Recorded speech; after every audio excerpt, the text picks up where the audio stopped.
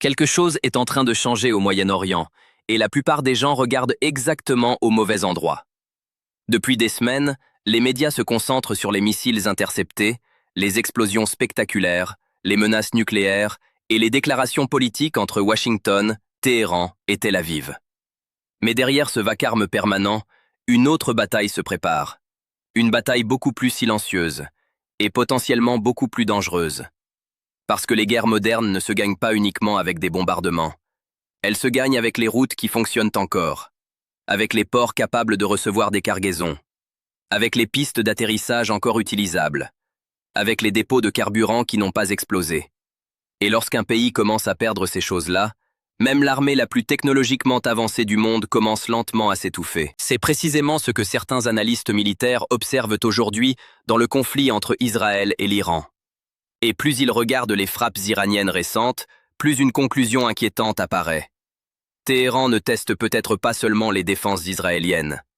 Il teste la structure logistique entière qui permet à Israël de continuer une guerre longue. Pour comprendre pourquoi cela inquiète autant certains stratèges, il faut oublier pendant un instant les discours idéologiques et regarder simplement la mécanique brute d'une guerre moderne. Une armée ne fonctionne pas grâce au courage. Le courage compte, évidemment.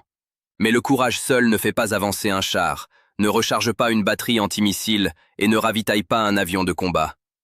Une armée fonctionne grâce à une immense machine logistique. Chaque brigade blindée consomme des quantités gigantesques de carburant quotidiennement. Les systèmes d'artillerie tirent des centaines de munitions par jour. Les avions nécessitent un entretien permanent. Les véhicules doivent être réparés. Les soldats doivent être nourris, équipés et approvisionnés sans interruption. Derrière chaque missile lancé se cache un réseau invisible de ports, de routes, de rails, de dépôts et de centres de distribution.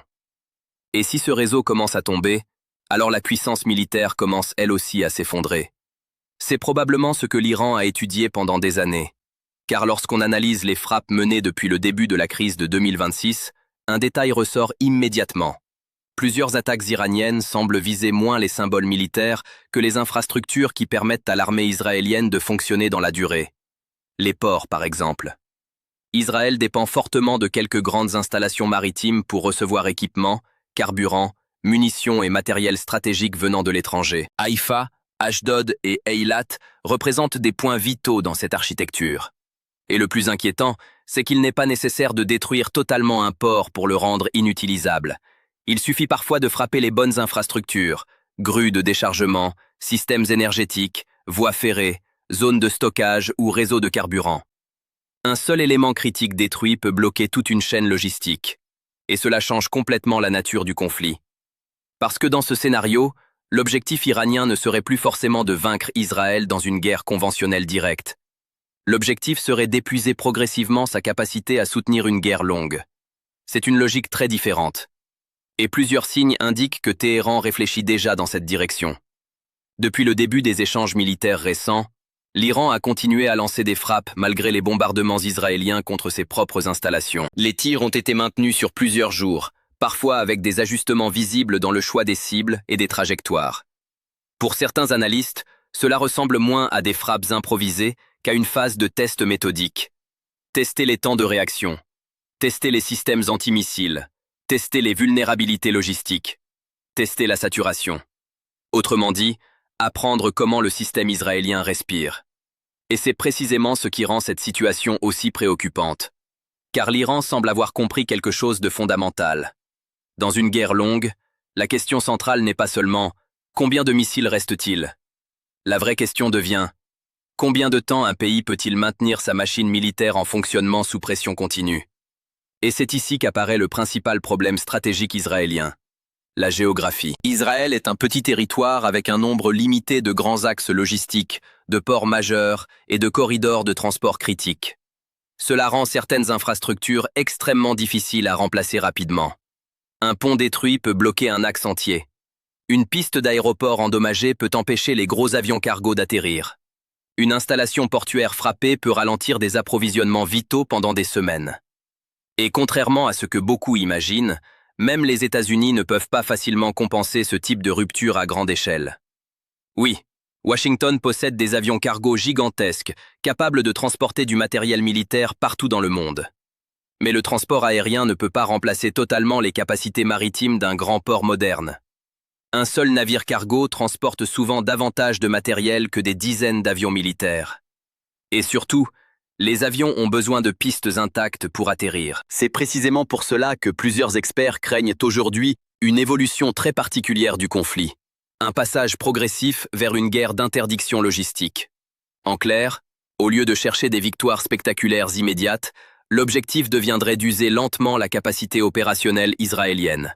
Faire monter les coûts, créer des ruptures, fatiguer les infrastructures, multiplier les réparations, et surtout, obliger l'adversaire à consommer ses propres réserves plus vite qu'il ne peut les renouveler. Cette stratégie n'a rien de nouveau dans l'histoire militaire. Napoléon a découvert brutalement les limites de la logistique en Russie. L'Allemagne nazie a subi le même problème sur le front de l'Est. Même les armées les plus puissantes du monde deviennent vulnérables lorsque leurs lignes d'approvisionnement commencent à se désintégrer. Mais ce qui rend la situation actuelle différente, c'est la précision technologique moderne. Aujourd'hui, il n'est plus nécessaire d'envahir massivement un territoire pour désorganiser son fonctionnement militaire. Quelques frappes très précises sur des infrastructures critiques peuvent suffire à créer des effets disproportionnés. Et c'est exactement ce que plusieurs responsables occidentaux commencent discrètement à redouter. Le plus troublant, c'est que l'Iran ne semble pas encore avoir utilisé toutes ses capacités. Des responsables iraniens affirment régulièrement que leur arsenal est beaucoup plus vaste que ce qui a été montré jusqu'ici. Bien sûr, une partie de ces déclarations relève probablement de la communication stratégique. Mais même en réduisant fortement ces affirmations, les capacités de saturation iraniennes restent sérieuses. Et surtout, elles semblent pensées pour durer. C'est probablement le point le plus important. Car beaucoup d'analyses occidentales restent centrées sur l'idée d'une guerre courte et extrêmement intense. Or, l'Iran semble davantage préparer un conflit d'endurance, un conflit où le temps devient une arme.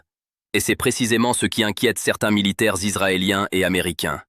Parce qu'une guerre d'endurance logistique ne se gagne pas uniquement avec de meilleurs avions ou davantage d'intercepteurs antimissiles. Elle se gagne avec des infrastructures capables de survivre sous pression continue. Et aujourd'hui, personne ne sait réellement combien de temps le système logistique régional pourrait tenir dans un scénario d'escalade totale. Cela ne signifie pas qu'une catastrophe est inévitable. Les négociations existent encore. Des médiations continuent. Les cessez-le-feu restent fragiles mais réels. Et il existe encore des acteurs des deux côtés qui cherchent à empêcher une guerre régionale totale. Mais le problème, c'est que les capacités déjà développées ne disparaissent pas. Les plans existent. Les vulnérabilités sont connues. Et dans un contexte de tensions extrêmes, une seule erreur de calcul peut suffire à déclencher une dynamique très difficile à arrêter. C'est peut-être cela le plus inquiétant dans la situation actuelle. Pas seulement la violence visible, mais le fait qu'en arrière-plan, plusieurs acteurs semblent déjà penser en termes de guerre longue, d'usure et d'effondrement logistique progressif. Et si cette logique finit réellement par dominer le conflit, alors le Moyen-Orient pourrait entrer dans une phase beaucoup plus dangereuse que tout ce que nous avons vu jusqu'à présent.